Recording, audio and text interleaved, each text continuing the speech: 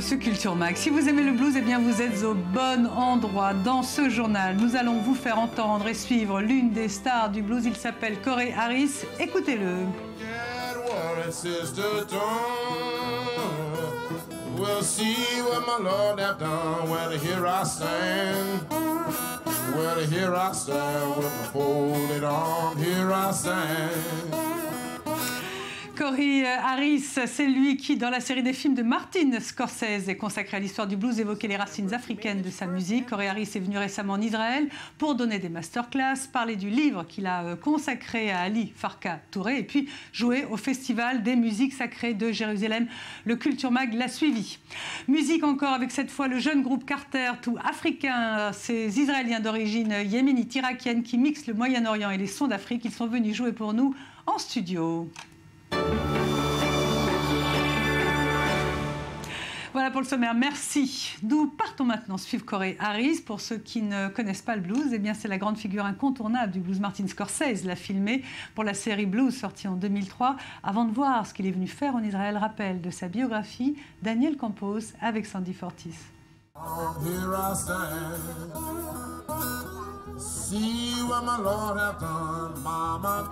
Il incarne et transcende la tradition. C'est comme si sa voix venait d'un autre temps, hantée par les fantômes des anciens champs de coton. Les critiques de blues affirment que sa voix ne ressemble à aucune autre. Il s'est fait sa place tout seul dans l'univers du blues acoustique. Né à Denver, dans le Colorado, en 1969, Corey Harris commence sa carrière en tant que chanteur de rue à la Nouvelle-Orléans, puis voyage à travers le sud des États-Unis. Il se fait connaître grâce à sa vision originale du blues, y ajoutant des influences reggae, soul et west africaines, tout en continuant à enregistrer et interpréter d'anciens morceaux de blues traditionnels. Sa maîtrise du delta et de la guitare ragtime blues l'a transformé en une figure majeure au sein de la société d'enseignement musical Sonic Junction. Avec des centaines de milliers de vues sur YouTube, il ne fait aucun doute que partout dans le monde, tous veulent apprendre de Corey Harris comment jouer du blues. Artiste sans artifice, Corey Harris a déjà joué sur les scènes du monde entier. En septembre dernier, il a même fait sa toute première visite en Terre Sainte pour participer au festival annuel de la musique sacrée de Jérusalem. Après les expériences de captivité et de servitude dont notre peuple a souffert, il nous était naturel de puiser notre inspiration dans les textes sacrés et les paroles de nos ancêtres qui ont vécu avant nous.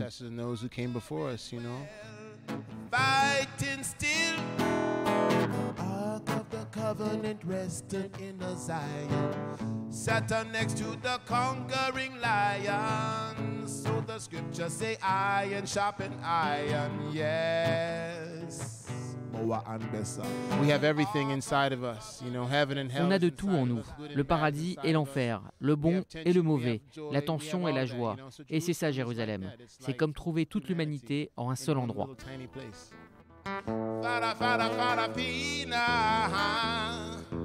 Corey Rastafari, une religion abrahamique qui s'est développée en Jamaïque dans les années 1930, après qu'Haïli Sélassie I soit couronné empereur d'Éthiopie.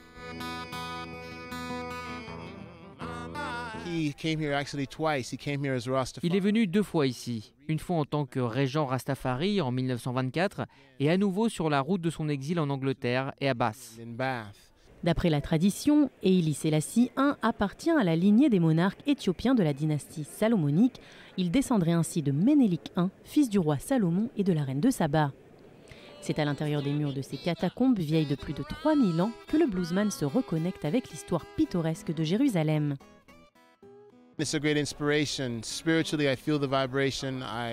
La spiritualité est une grande source d'inspiration. Je sens les vibrations ici, je peux sentir mes ancêtres. J'arrive à ressentir le peuple sacré et tous les rois, les guerriers et tous ceux qui sont venus avant nous. Des vibrations puissantes qui m'inspirent.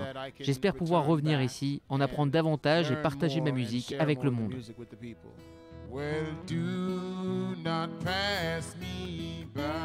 Voilà, maintenant que vous êtes familiarisé avec Corey Harris, direction Tel Aviv et Jérusalem en Israël, il est venu présenter son livre et sa grande théorie sur les racines du blues. Daniel Campos et Sandy Fortis.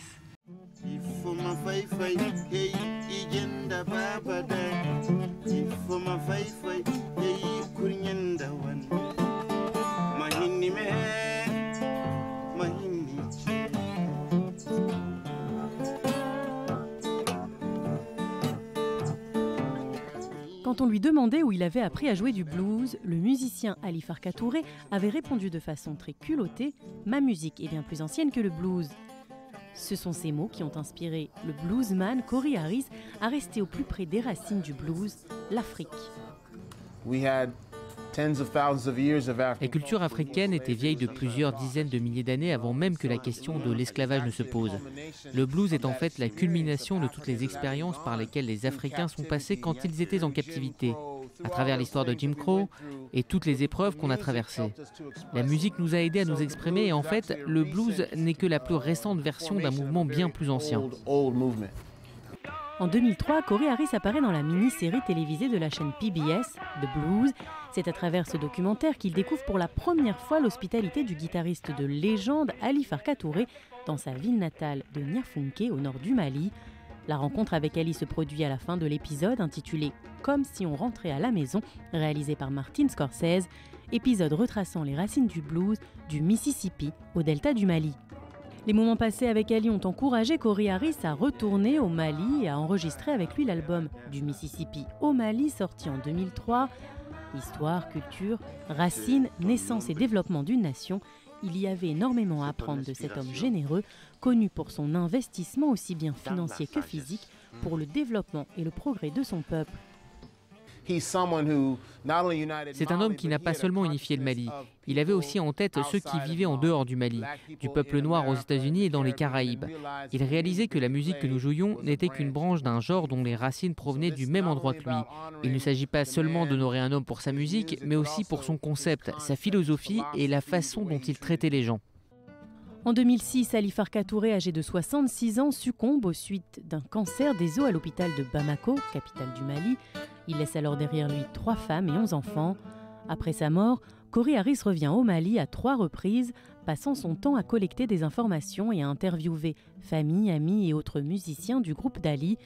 Des histoires et des témoignages publiés dans le livre Jatigi, la vie et musique d'Ali Farka Touré, sorti en 2014. Ce sont ces expériences que nous avons partagées avec les fans d'Ali à Tel Aviv. Je pensais que tout le monde connaissait cet homme et sa musique, mais Cory Harris nous aide à mieux connaître sa musique et son héritage. Il nous aide à comprendre son histoire, ses expériences et son peuple. 7 ans après sa mort, un musée qui expose ses guitares et ses Grammy Awards a ouvert à Bamako, où la statue du guitariste trône fièrement. Pour sûr, le guitariste iconique et sa musique ne seront jamais oubliés.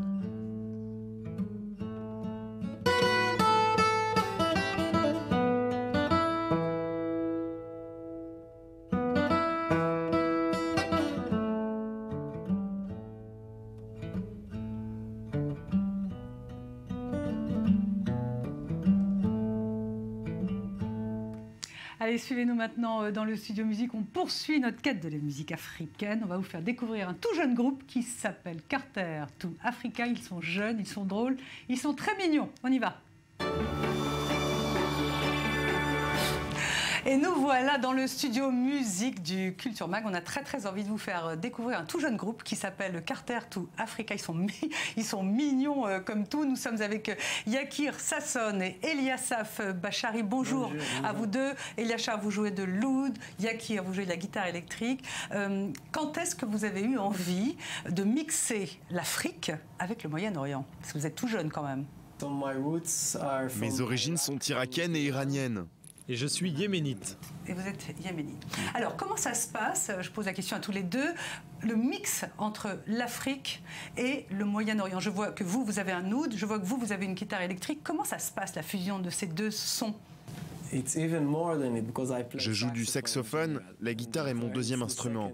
Quand on s'est rencontrés, je jouais déjà du saxophone, donc c'est l'instrument que je joue pour le groupe.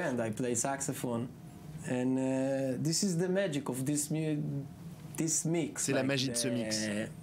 Alors, vous avez envie de sortir un petit album, vous pouvez nous en parler?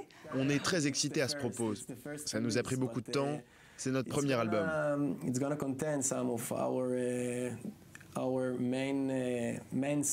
Il va contenir nos principaux titres, dont un s'appelle, un terme marocain que l'on peut traduire, sois fou, tu vas gagner. Et tu vas gagner. Oui, et certains sons plus spirituels, ça va être pour tout le monde. Vous êtes mignon. C'est un style général d'avoir les cheveux frisés comme ça dans le groupe ou c'est un dress code ou... Une coïncidence, c'est une vraie coïncidence. On n'en a pas parlé entre nous. J'avais les cheveux encore plus longs, je les ai coupés il n'y a pas longtemps. Mais je pense qu'on va aller chez le coiffeur ensemble et on va vraiment tout couper. Ce qui serait très drôle, c'est que vous fassiez un brushing bien lisse, bien raide comme ça. Ça ferait rire votre public. Alors justement, à propos de public, qui vous regarde, qui vous écoute ici en Israël et puis aussi dans le Moyen-Orient? Avez-vous un auditoire ici et dans le Moyen-Orient? Tout le monde nous écoute, vraiment tout le monde, notamment des Israéliens plus âgés. Quand ils écoutent notre musique, ils se l'approprient. Les jeunes hipsters nous adorent, mais aussi les juifs séfarades et ashkénazes. Sur Facebook, on a des likes de musulmans dans des pays arabes, un public très large. Même les jeunes enfants. Oui, les enfants nous adorent, ils dansent sur notre musique, ça les rend heureux. Les deux âges de la vie, les enfants et les vieux musiciens. C'est bien, ça présage d'un très très grand succès, d'un grand succès pour votre petit album qui va sortir.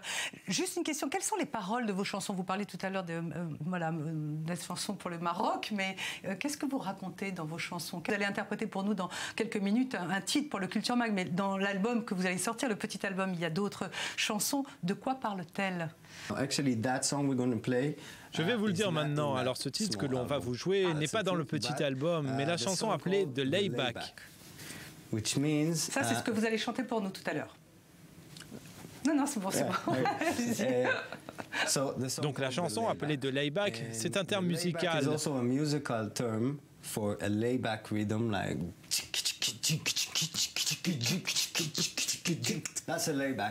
Ça, c'est un layback. Mais c'est aussi une façon de vivre qui convient vraiment au Moyen-Orient et au layback time que les gens ont ici. Vous voyez ce que je veux dire? Un petit peu.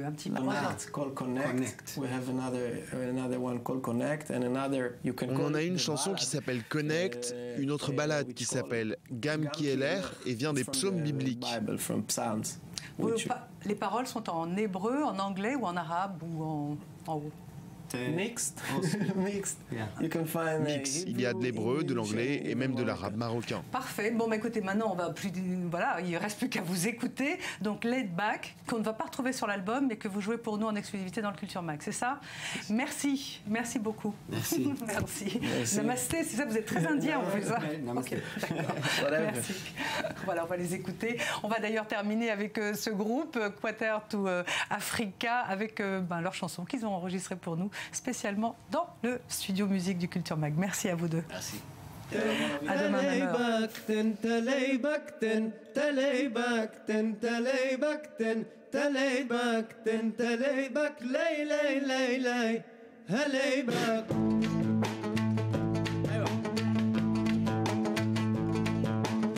יש אחד נותן את הלייבק, הוא מביא אותו כמו מסטול, ואחר מביא את הלייבק, בלי לחשוב על הבלבול.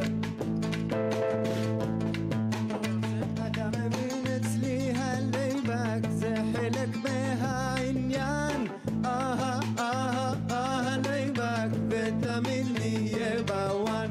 תן את הלייבק, תן את הלייבק, תן את הלייבק, תן את הלייבק, תן את הלייבק, תן את הלייבק, לי לי לי לי, הלייבק. כשאתה אומר לי לייבק, מה בדיוק אתה מתכוון? מנסה למשוך אחורה, וסופר גם לא סופר.